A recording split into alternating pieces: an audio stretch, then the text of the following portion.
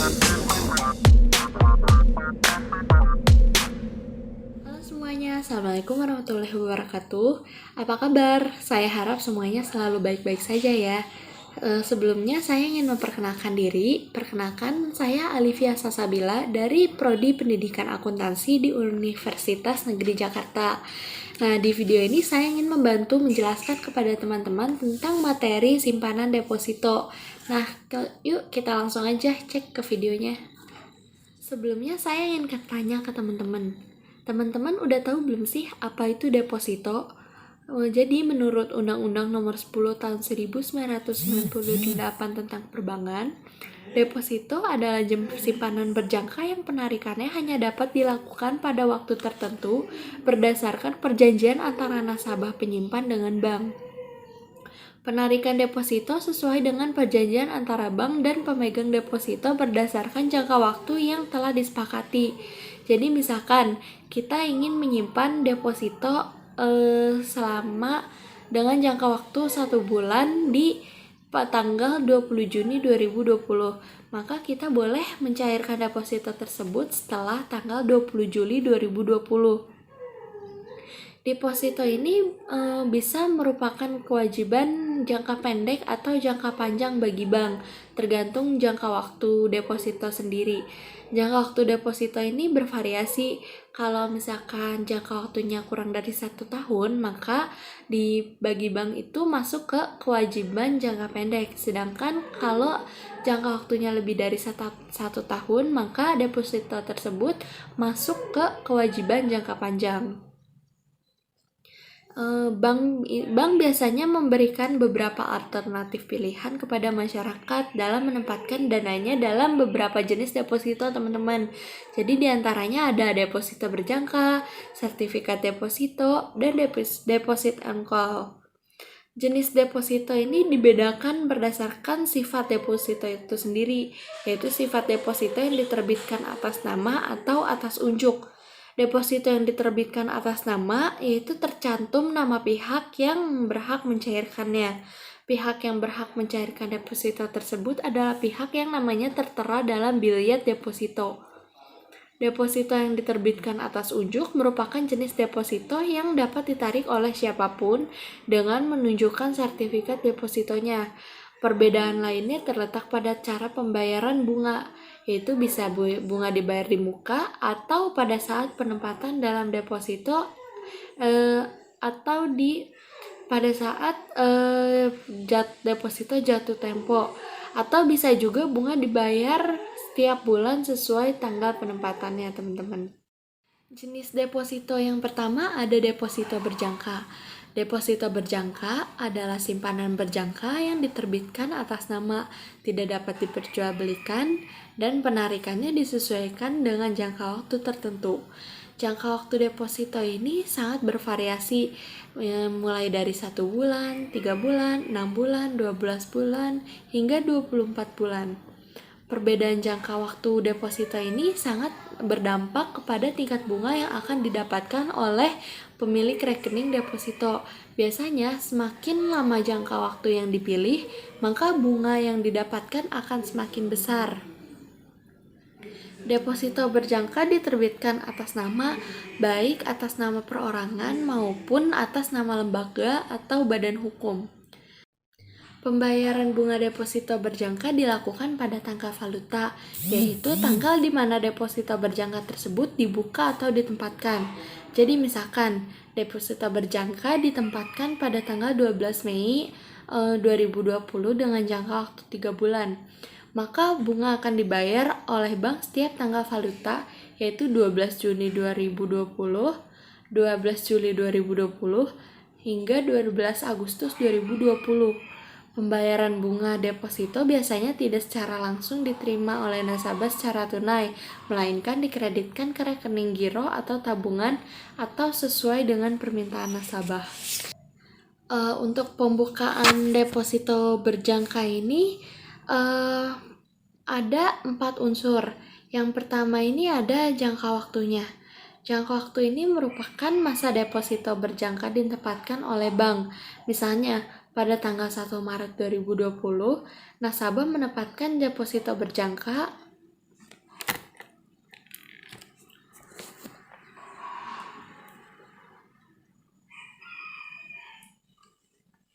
Nah, untuk membuka deposito berjangka ini, untuk memiliki deposito berjangka, yang pertama yang harus dilakukan adalah pembukaan deposito berjangka. Pembukaan deposito berjangka ini merupakan awal yang terdiri dari beberapa unsur. Yang pertama ini ada jangka waktu. Jangka waktu ini merupakan masa deposito berjangka ditempatkan di bank. Misalnya, tanggal 1 Maret 2020. Nasabah menempatkan deposito berjangka dengan jangka waktu 3 bulan. Artinya, jangka waktu deposito berjangka dimulai sejak tanggal 1 Maret 2020 sampai jatuh tempo yaitu di tanggal 1 Juni 2020. Yang kedua, ada jumlah nominal deposito. Jumlah nominal deposito ini merupakan jumlah tertentu yang disetorkan oleh nasabah untuk membuka rekening deposito. Misalkan 50 juta rupiah. Yang ketiga ada bunga. Bunga merupakan balas jasa yang diberikan oleh bank atau diterima oleh nasabah sesuai dengan persentase yang diperjanjikan dikalikan dengan nominal deposito berjangka. Lalu ada automatic rollover. Automatic rollover ini adalah deposito berjangka yang dapat diperpanjang secara otomatis oleh bank apabila saat jatuh tempo tidak ada informasi oleh pemegang deposito bahwa deposito tersebut akan dicairkan. Nah, di sini saya ada ilustrasi. Misalkan pada tanggal 6 Juni 2020, Anissa menempatkan dananya dalam bentuk deposito berjangka sebesar 50 juta rupiah dengan jangka waktu 3 bulan di Bank Bima. Bank Bima memberikan bunga 10% per tahun, pajak 20%. Maka jurnal yang dibuat oleh bank yaitu di tanggal 6 Juni 2020 ada kas atau giro pada deposito berjangka di kredit. Selanjutnya ada pembebanan bunga deposito berjangka. Pembayaran bunga deposito dilakukan pada tanggal valuta, yaitu setiap bulan pada tanggal deposito berjangka ditempatkan. Dalam hal penempatan deposito tidak dilakukan pada pertengahan bulan atau tidak pada awal bulan, maka terdapat beban bunga deposito yang masih harus dibayar pada akhir bulan yang merupakan kewajiban bagi bank. Pembebanan bunga yang masih harus dibayar harus dicatat dalam laporan keuangan pada posisi kewajiban, yaitu kewajiban segera bunga deposito. Kewajiban segera bunga deposito merupakan beban bunga deposito yang harus diperhitungkan sebagai beban sesuai dengan pengendapannya. Kita lihat pada contoh sebelumnya, yaitu pada tanggal 6 Juni 2020, terdapat penempatan deposito sebesar 50 juta rupiah, bunga 10%, maka bunga yang menjadi beban Bank Bima pada tanggal 30 Juni 2020 adalah sebagai berikut.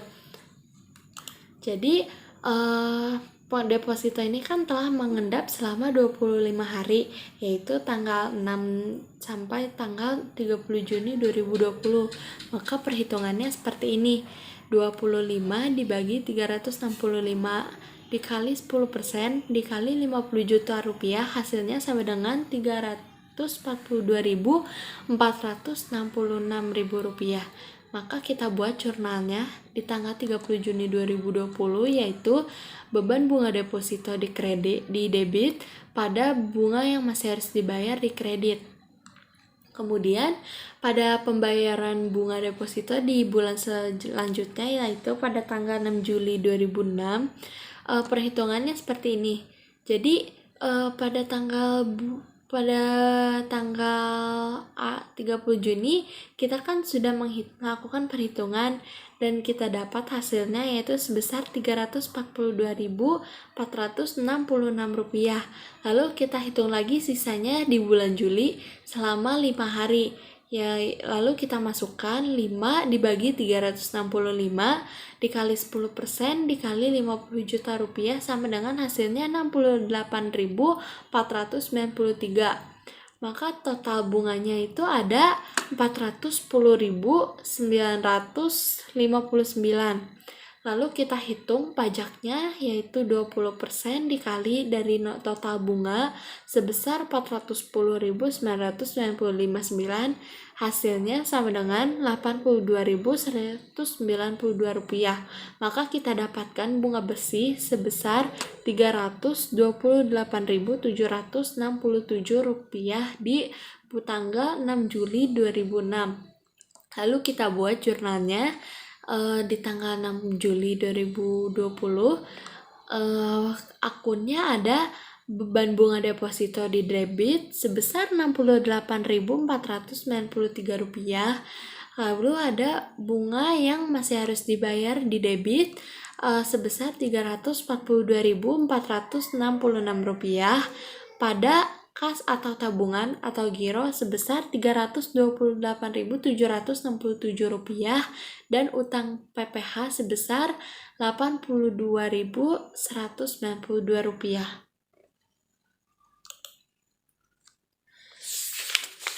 Lalu deposito berjangka merupakan simpanan berjangka yang penarikannya sesuai jangka waktu yang telah diperjanjikan antara bank dan nasabah. Dengan demikian, maka deposito berjangka dapat dicairkan apabila telah jatuh tempo. Dalam praktiknya, meskipun deposito berjangka tersebut belum jatuh tempo, akan tetapi dapat dicairkan dalam hal nasabah ingin mencairkannya. Pencairan deposito berjangka sebelum jatuh tempo akan dikenakan penalti sesuai kebijakan masing-masing bank.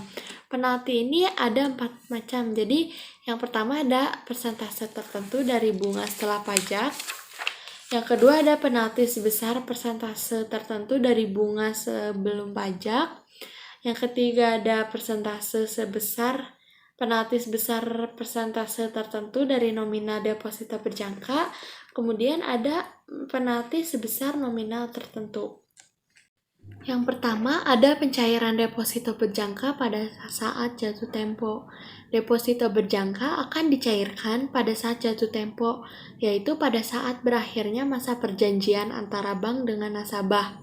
Dalam ilustrasi di atas, jatuh tempo deposito berjangka atas nama Anissa adalah pada tanggal 6 September 2020. Dalam hal nasabah mencairkannya pada saat jatuh tempo, maka jurnal yang dibuat adalah di tanggal 6 Juni. Kita lihat perhitungannya ya. Di bunga Agustus ada 26 hari dibagi 365 hari dikali 10% kali 50 juta rupiah sama dengan Rp356.164. Kemudian kita hitung di sisa tanggal bulan September, yaitu selama 5 hari dibagi 365 hari dikali 10% dikali 50 juta rupiah, hasilnya sama dengan Rp68.493. Kemudian kita dapatkan total bunganya sebesar Rp424.657. Kemudian kita cari pajaknya sebesar 20% dikali Rp424.657. Kita dapatkan Rp84.931. Maka bunga bersih yang didapatkan oleh pemilik deposito yaitu sebesar Rp339.726. Kemudian kita buat jurnalnya di tanggal 6 September 2020, yaitu ada beban bunga deposito dan deposito yang masih harus dibayar di debit sebesar Rp68.493 dan Rp356.164 pada kas atau giro atau tabungan dan utang pajak penghasilan sebesar Rp339.726 dan Rp84.931. Kemudian ada deposito berjangka di debit kepada kas atau giro atau tabungan. Kemudian ada pencairan deposito berjangka sebelum jatuh tempo. Seperti yang telah disebutkan tadi, penalti untuk pencairan deposito sebelum jatuh tempo ada bermacam-macam. Yang pertama ada penalti diperhitungkan sebesar persentase tertentu dari nominal deposito berjangka. Dalam perhitungan penalti yang didasarkan pada persentase dari nominal deposito, maka besarnya penalti dihitung dari persentase tertentu dikalikan dengan nominal deposito berjangka. Dalam hal ini, bank tidak membayar bunga atas sisa jangka waktu yang belum dibayar, akan tetapi langsung mengurangkan biaya penalti dan dari nominal deposito berjangka, sehingga nasabah akan menerima sebesar nominal deposito setelah dikurangi dengan biaya penalti. Misalkan, pada tanggal 6 Juni 2020, Anissa menempatkan dananya dalam bentuk deposito berjangka sebesar 50 juta rupiah dengan jangka waktu 3 bulan yang seharusnya dari tanggal 6 Juni 2020 sampai dengan tanggal 6 September 2020 di Bank Bima. Bank Bima memberikan bunga 10% per tahun, pajak 20%. Misalnya pada tanggal 31 Agustus 2020, deposito tersebut dicairkan. Diasumsikan penalti sebesar 0,1% dari nominal deposito berjangka.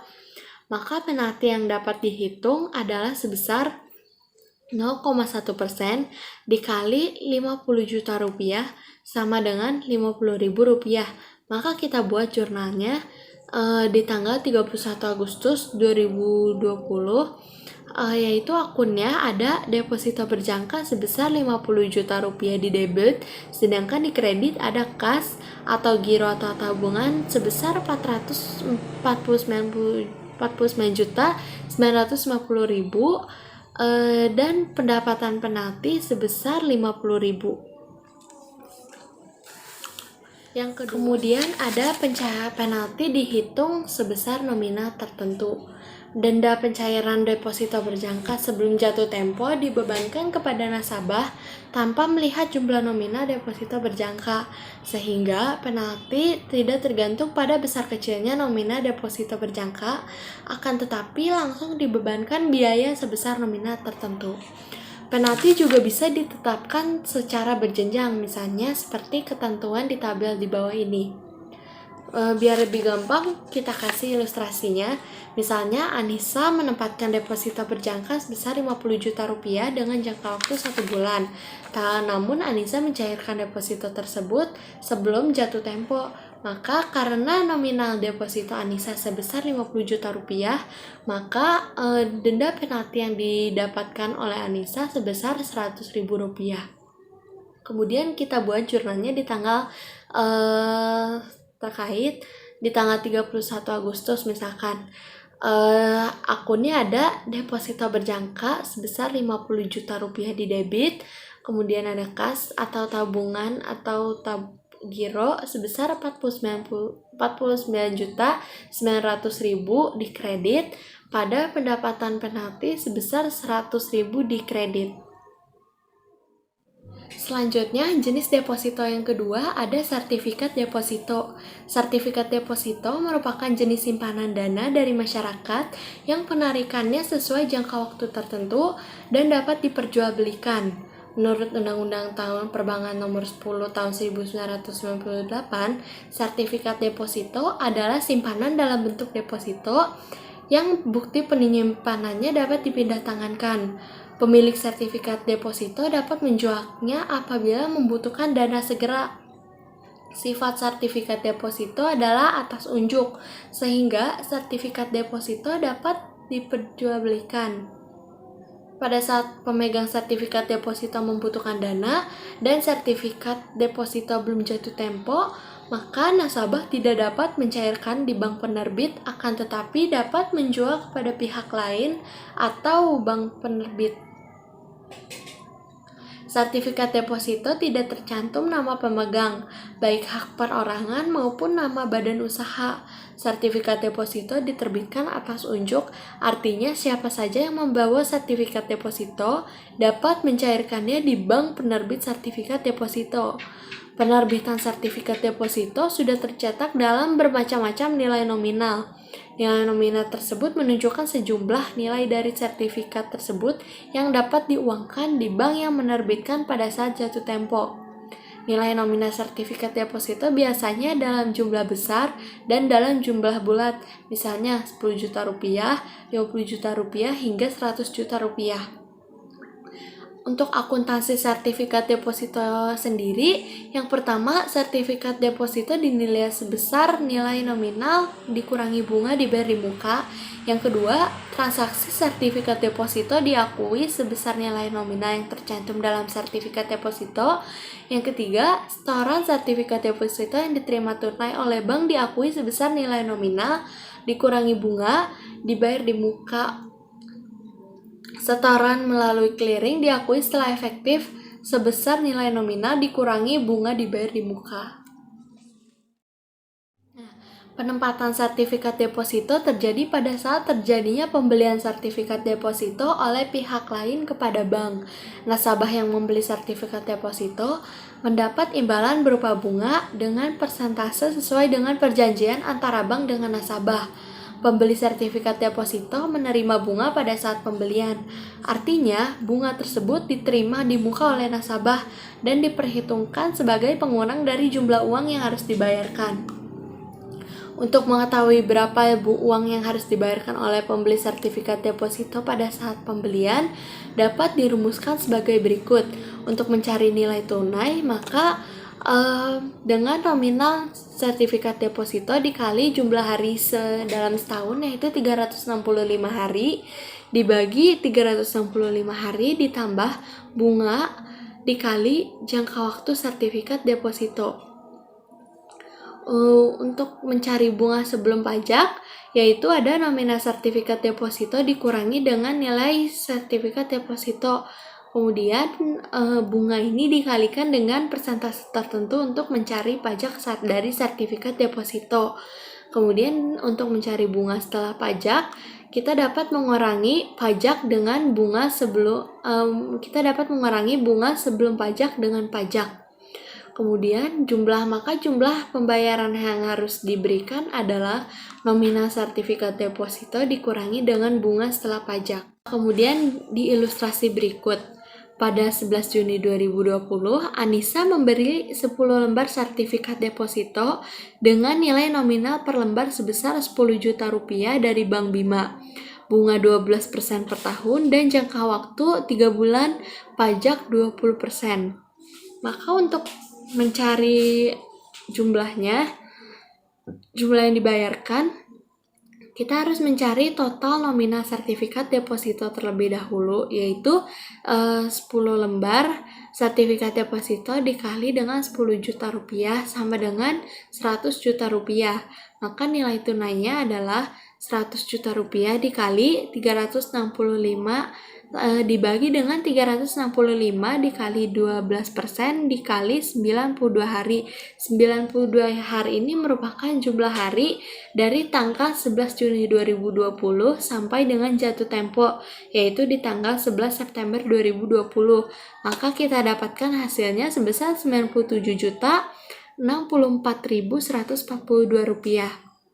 Maka untuk mencari bunga, kita mengurangi nilai nominalnya sebesar 100 juta rupiah dikurangi dengan nilai tunai sertifikat deposito, yaitu 97.064.142 rupiah sama dengan hasilnya 2.935.858. Maka dari hasil bunga ini kita kalikan 20% untuk mencari pajaknya. Hasilnya adalah 587.172. Kemudian maka bunga yang diterima oleh nasabah yaitu sebesar 2.348.686 rupiah. Maka jurnal pembayarannya adalah 100 juta rupiah dikurangi 2.348.686 sama dengan 97.651.314 rupiah. Maka di jurnalnya di tanggal 11 Juni 2020 di debitnya ada kas sebesar 97.651.314 rupiah. Kemudian di kreditnya ada sertifikat deposito dan utang PPh sebesar 97.064.142 rupiah dan utang PPh sebesar 587.172 rupiah. Kemudian ada bunga sertifikat deposito. Bunga sertifikat deposito merupakan pembebanan bunga sesuai dengan jangka waktu yang telah berjalan. Bunga sertifikat deposito dibebankan setiap akhir bulan sebagai beban bunga pada bulan berjalan. Hal ini diperlukan sesuai dengan prinsip matching antara cost dan revenue. Dengan dilakukan pembayaran bunga, maka sertifikat deposito bertambah sebesar tertentu sesuai dengan jumlah pembebanan yang seharusnya. Pada bulan laporan akan dilakukan pembebanan atas bunga sertifikat deposito. Misalnya pada tanggal 30 Juni 2006. Jurnal dari ilustrasi sebelumnya, maka jurnal pada 30 Juni 2020 ada total bunga untuk 92 hari dari ilustrasi sebelumnya sebesar Rp2.935.858. Maka beban bunga sebesar bulan Juni dihitung dari tanggal 6 Juni, maksudnya dihitung dari tanggal 11 Juni 2020, maka sampai tanggal 30 Juni itu kan ada 20 hari, maka dihitung sebesar 20 dibagi 92 dikali 2.935.858, hasilnya sama dengan Rp638.230. Maka kita buat jurnalnya beban bunga sertifikat deposito pada sertifikat deposito sebesar Rp638.230. Jenis deposito yang ketiga ada deposit on call. Deposit on call merupakan jenis deposito yang penarikannya harus dengan pemberitahuan sebelumnya.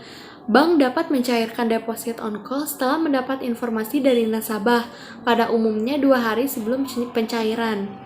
Jangka waktu deposit on call sangat pendek, yaitu umumnya dari jangka waktu 7 hari hingga 30 hari.